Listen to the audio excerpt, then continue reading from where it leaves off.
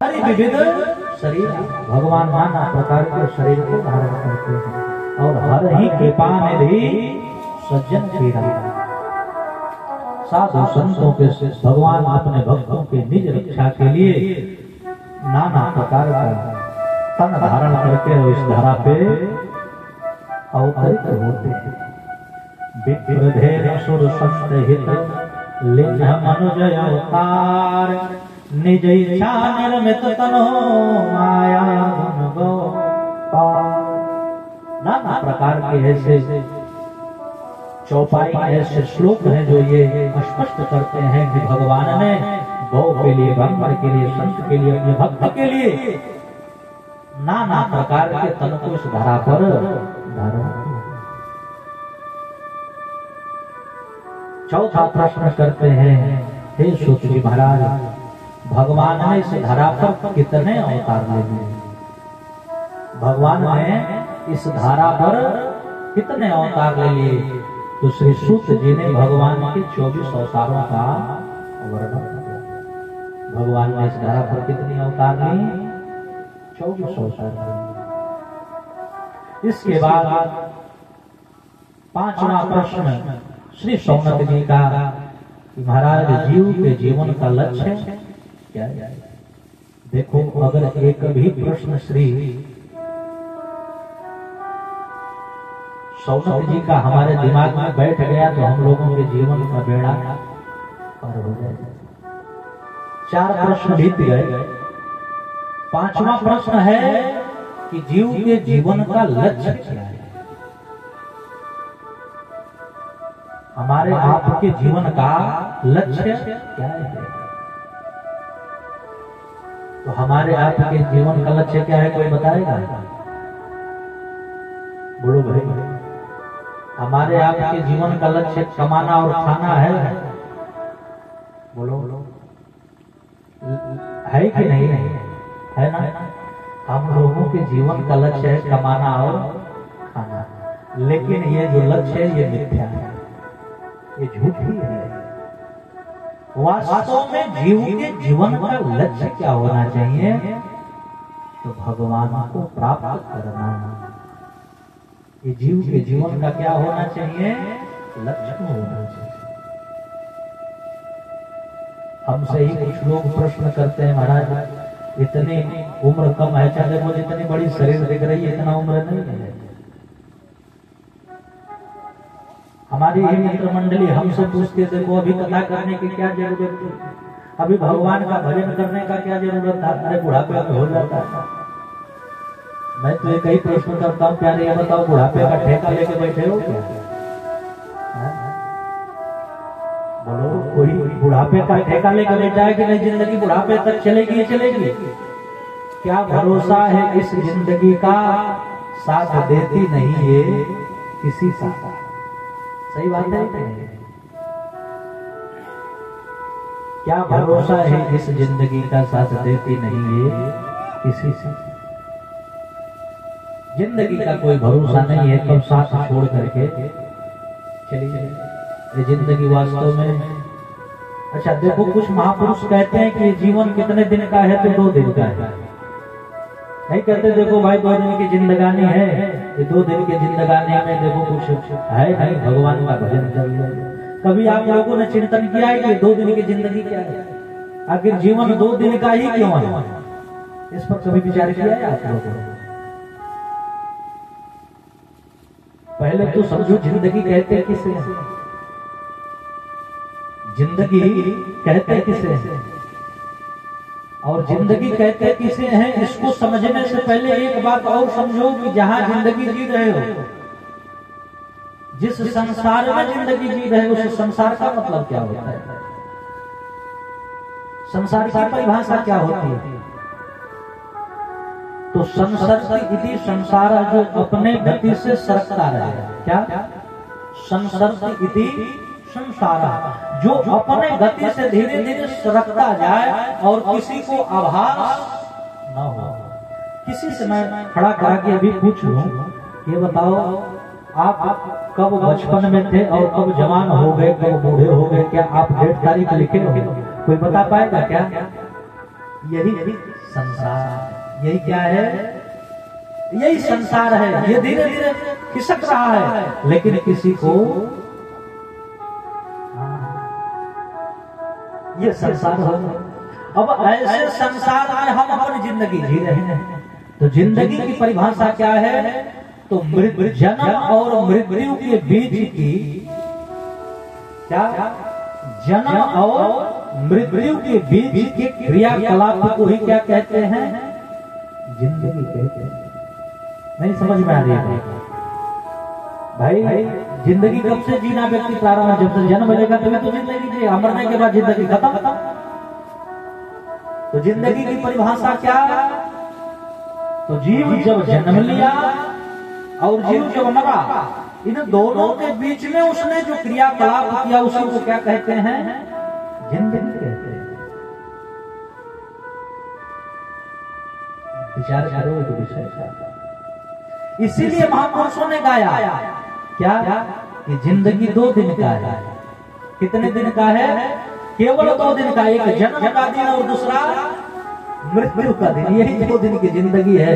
इन्हीं 2 दिनों में आपकी पूरी जिंदगी समाई है। जब से जन्मे और जब तक मरे नहीं तब तक ही जिंदगी है। मर गए तो जिंदगी। इसीलिए लोग कहते हैं क्या, ये 2 दिन की जिंदगानी है तो प्यारे राम राम का भजन, बड़ा सुंदर भजन है, गुनगुना लिया जाए। अरे राम नाम सुखदाई, भजन करो भाई, ये जीवन 2 दिन का। राम नाम सुखदाई, भजन करो भाई, ये जीवन 2 दिन का। राम नाम सुखदाई, भजन करो भाई, ये जीवन 2 दिन का।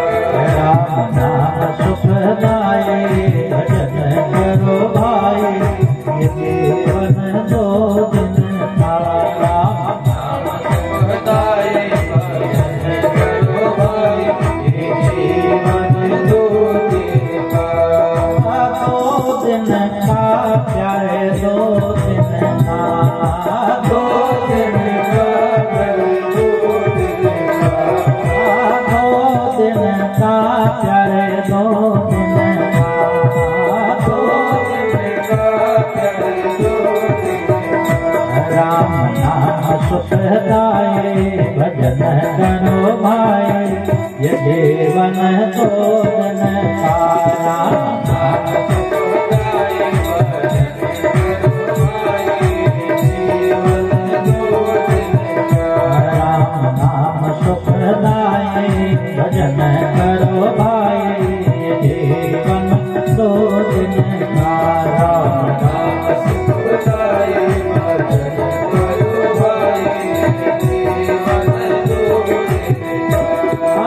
तेरा जीवन प्यार जंगल तिलक, तेरा जीवन प्यार जंगल तिलक। तेरा जीवन प्यार जंगल तिलक, तेरा जीवन प्यार जंगल तिलक। बादल जग जले जाए, भजन करो भाई, ये जीवन 2 दिन का। राम नाम सुखदाई, भजन करो भाई, ये जीवन 2 दिन का। राम नाम सुखदाई, भजन करो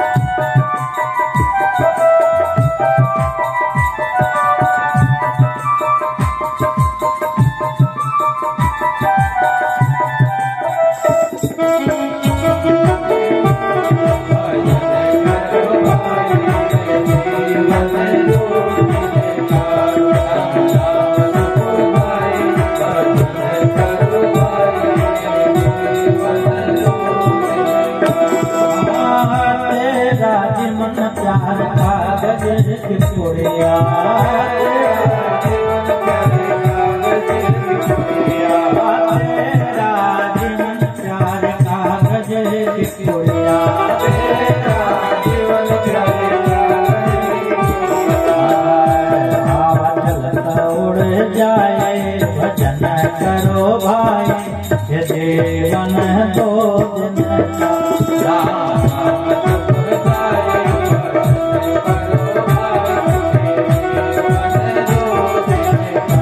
राम नाम सुखदाई, भजन करो भाई, ये जीवन दो दिन का।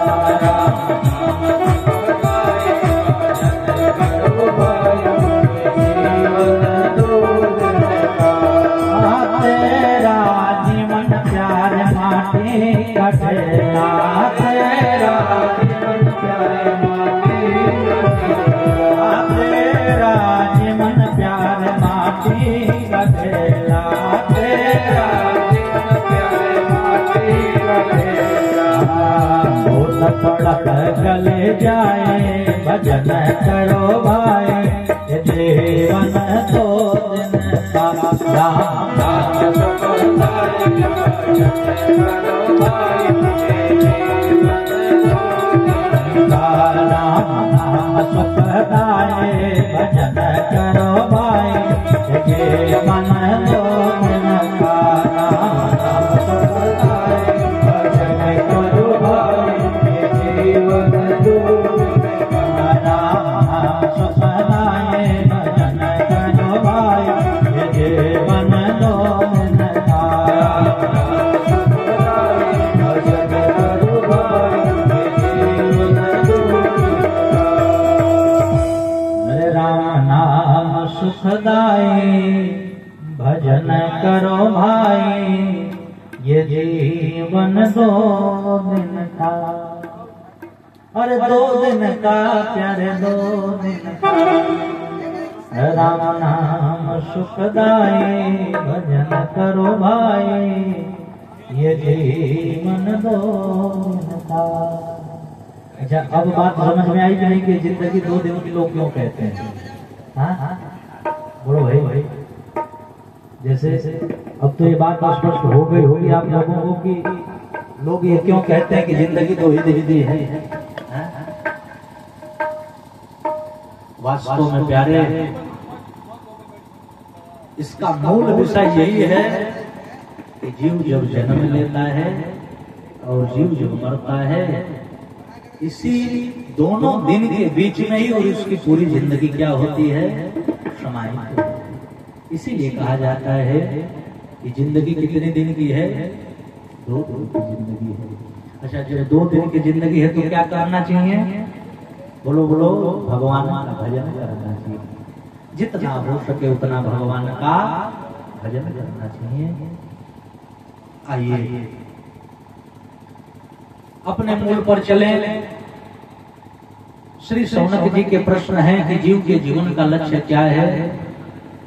तो सूत जी महाराज जवाब क्या दिए कि जीव के जीवन का केवल एक लक्ष्य है। वो क्या है? भगवान को प्राप्त करना। इसी बात को गोस्वामी तुलसीदास जी कहते हैं कि वेद पुराण संत मत ये हो, सकल सुकृत फल राम सने हो। सकल सुकृत मतलब जीवन के जितने सुकृत हैं सबका फल क्या होना चाहिए? तो भगवान के चरणों से, राम जी के चरणों से प्रेम हो जाए। 6वां प्रश्न और अंतिम प्रश्न कि अधर्म अंतो गत्वा किसके शरण में जाता है? प्यारे श्री सूत जी कहते हैं, देखो भाई, धर्म भी अंतो गत्वा भगवान श्री हरि का ही जाकर के चरण हो शरण।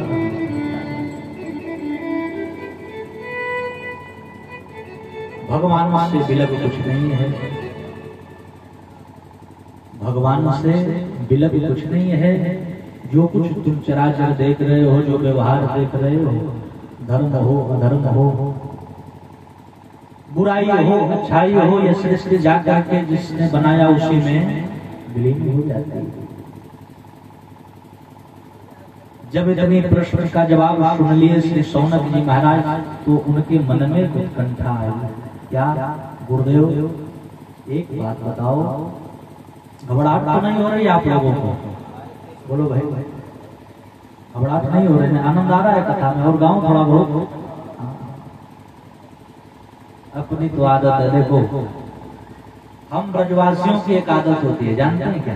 वो हर बात में राधे राधे कहते हैं। खाना हो तो, पीना हो तो, स्नान करना हो तो, उठना हो तो, बैठना हो तो। क्यों? हम लोगों का जो धन है सो राधा है। तो अच्छा, जिसकी जो आदत है वो वही करता है। कहा जाता है कि आदत आदत आदत है जिसको पड़ी जिसकी आदत है। अभी शराबी का लक्षण क्या होता है? तो शराबी का लक्षण होता है, आदत होती है शराब पीना। उसे कहे तो भैया शराब छोड़ दे, तो शराब छोड़ेगा? कभी नहीं छोड़ सकता। भूखे व्यक्ति की आदत क्या है? तो भोजन ग्रहण करना। वैसे जो व्यक्ति भगवान का भक्त होगा, जो व्यक्ति जो जीव भगवान का शरणागति होगा, उसको भगवान के चरित्र में आनंद आएगा। जितना सुनेगा उसको उतना आनंद आएगा। हम लोगों की तो इच्छा बनती है कि बैठ करके कोई रात भर सुने, तो हम लोग सुनाए, लेकिन भाई कोई सुने तब। बारिश तेज हो रही है, कोई बात नहीं, हरि जी की इच्छा है। श्री शौनक जी ने श्री सूत जी महाराज से प्रश्न किए, क्या गुरुदेव आपने बड़ी सुंदर कथा सुनी, मेरे सभी प्रश्नों का जवाब दिया। एक बात आप ये बताइए, आप कहे हैं कि श्री सुखदेव जी ने राजा परीक्षित को ये कथा सुनाई, तो राजा परीक्षित कौन है? आप लोग जानते हैं कि नहीं जानते हैं? कि राजा परीक्षित कौन है?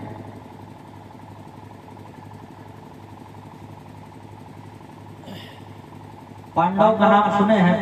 पांडव पुत्र जो है 5 लोग थे, अर्जुन, भीम, नकुल, सहदेव, युधिष्ठिर जी महाराज। इन 5 पांडवों में एक थे जिनका नाम था अर्जुन। अर्जुन जी के पुत्र थे जिनका नाम था अभिमन्यु। क्या नाम था? अभिमन्यु का विवाह हुआ उत्तरा के साथ, और अभिमन्यु और उत्तरा के ही पुत्र हैं कौन? राजा परीक्षित। समझ में आ रही कि नहीं समझ में आ रही? अभिमन्यु किसके पुत्र हैं? जो चक्र में फंस गए। महाभारत की कथा जिन्होंने पढ़ी होगी, जिन लोगों ने सुनी होगी, अर्जुन जी चक्र में फंसे थे। अर्जुन जी के पुत्र फंसे थे, जिनका नाम क्या था? बोलो भाई। अभिमन्यु नाम था। अभिमन्यु जी का विवाह उत्तरा जी के साथ आया, जिनके पुत्र हुए राजा परीक्षित। श्री सूत जी से कहते हैं कि गुरुदेव ये बताइए कि चक्रवर्ती सम्राट राजा परीक्षित को भगवान की कथा सुनने की जरूरत क्या पड़ गई? उन्होंने क्यों इस कथा को सुनी? तो श्री सूत जी ने बताई कि देखो भाई, एक बार जब 5 पांडव चले गए, पर्वतारोही बन गए, महाभारत का युद्ध समाप्त हो गया, तो उस समय केवल लास्ट में दुर्योधन बचा था। अश्वत्थामा पहुंचा। महाभारत की कथा है, बहुत क्षणिक कथा है। अश्वत्थामा पहुंचा तो दुर्योधन ने कहा, देखो मित्र, मैं चाहता हूं कि तुम, मैं 100 कौरव में मैं अकेला बचा, 99 मर गए और मैं भी मर जाऊंगा, मैं भी पता है। और पांडव 5 थे और आज भी 5 के 5 ही। अगर एक भी मर जाता तो मेरे मन को शांति। अश्वत्थामा गया 5 पांडवों को मारने के लिए, लेकिन 5 पांडवों को न मार करके 5 पांडव पुत्रों को मार दिया। इससे दुर्योधन को बड़ा कष्ट हुआ। क्या? अरे मूर्ख, तुम मेरा मित्र नहीं हो, तुम तो मेरा सबसे बड़ा दुश्मन निकलेगा। क्यों? तुमने तो ऐसा आज कर दिया कि मेरे पूरे खानदान में एक दीपक जलाने वाले को तूने नहीं छोड़ा। इस प्रकार दुर्योधन अपना प्राण अंत किया। अश्वत्थामा भगा। इधर द्रौपदी जी को जब पता चली तो अर्जुन जी भगवान के साथ गए और अश्वत्थामा को लेकर के आए। द्रौपदी देवी, यही तुम्हारे पुत्र का हत्यारा है। जैसे द्रौपदी जी देवी अश्वत्थामा को कहते मुच्यताम क्यों? पहला चीज ये गुरु का पुत्र है, दूसरा ब्राह्मण बालक है, और तीसरा महाभारत के युद्ध में इसके पिता मारे गए हैं और इसके माँ की सहारा केवल यही अकेला है। मैं स्त्री हूँ तो आज मुझे पता है कि जब एक स्त्री अपने जीवन में अकेली हो और उसके साथ केवल एक ही सहारा उसका पुत्र हो तो उसका जीवन कितना कठिन होता है। और आज तुम इस अश्वत्थामा को मार दोगे तो विचार करो कि तुम्हारी गुरु माँ कैसे जिएंगी। गुरु माँ अकेली हो जाएंगी जिनका जीवन बड़ा विषम हो जाएगा। इस प्रकार अश्वत्थामा को जान से नौ बार करके अश्वत्थामा के मणि को भगवान ने अर्जुन जी को आदेश दिए। भीम और अर्जुन जी मिलकर के अश्वत्थामा के मणि को ले लिए। मणि को लेकर के लात मार कर धक्का किए तो उसका अपमान भया और उस अपमान का बदला लेने के लिए अश्वत्थामा ने ब्रह्मास्त्र छोड़ा और कहा कि देखो अब मैं संकल्प करता हूँ कि अब इस कुल खानदान में किसी दीपक जलाने वाले को छोड़ूंगा।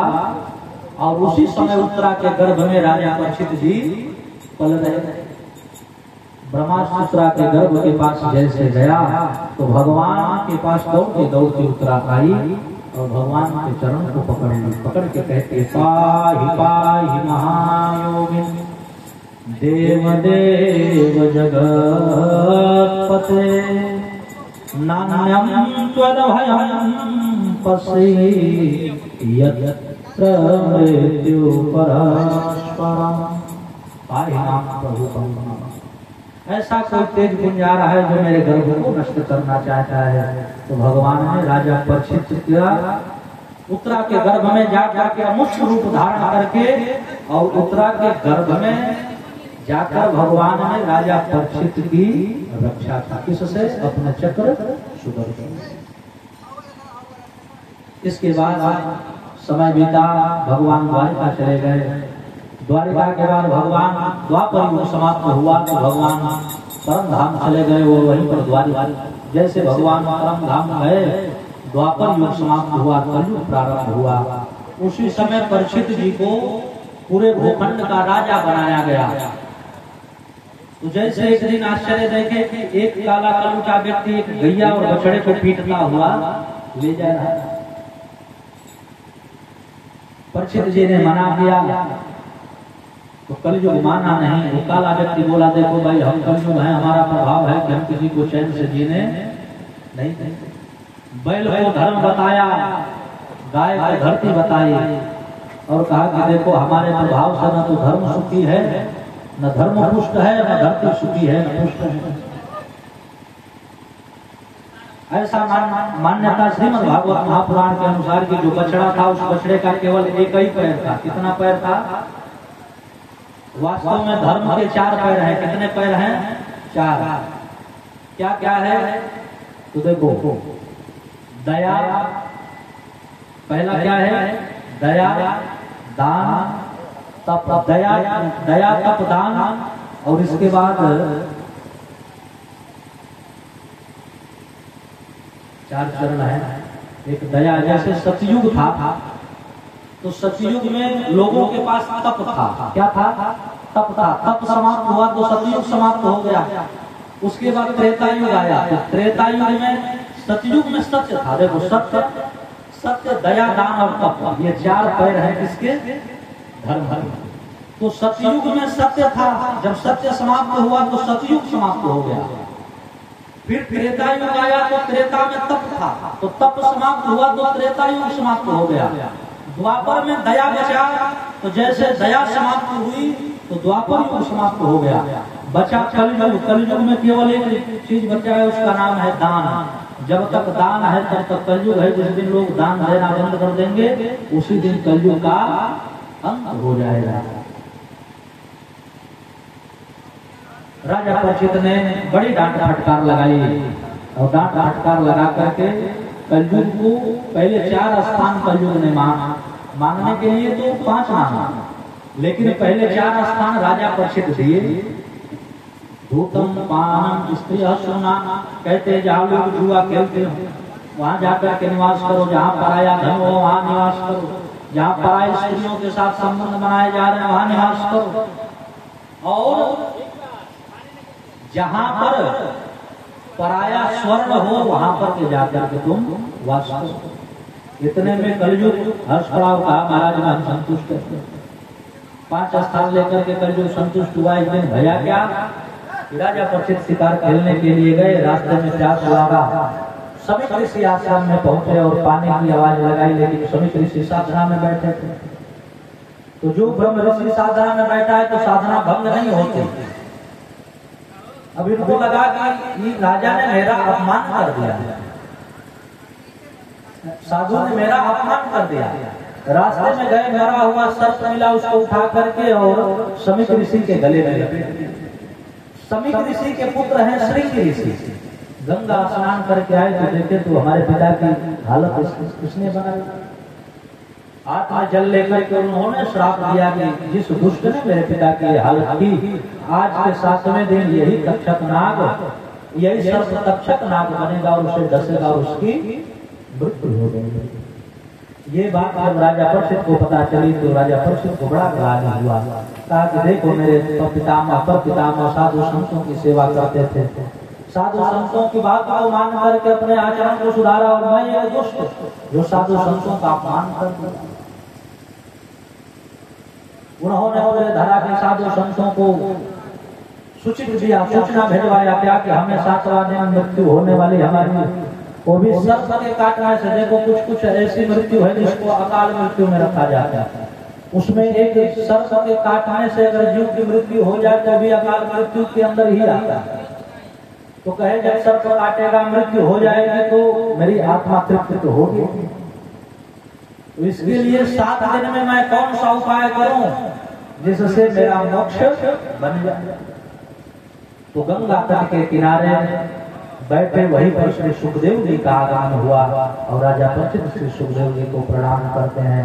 प्रेम से बोल श्री सुखदेव भगवान के, प्रेम से श्रीमद् भागवत महापुराण के, प्रेम से बोल गंगा मैया के जय जय श्री राम।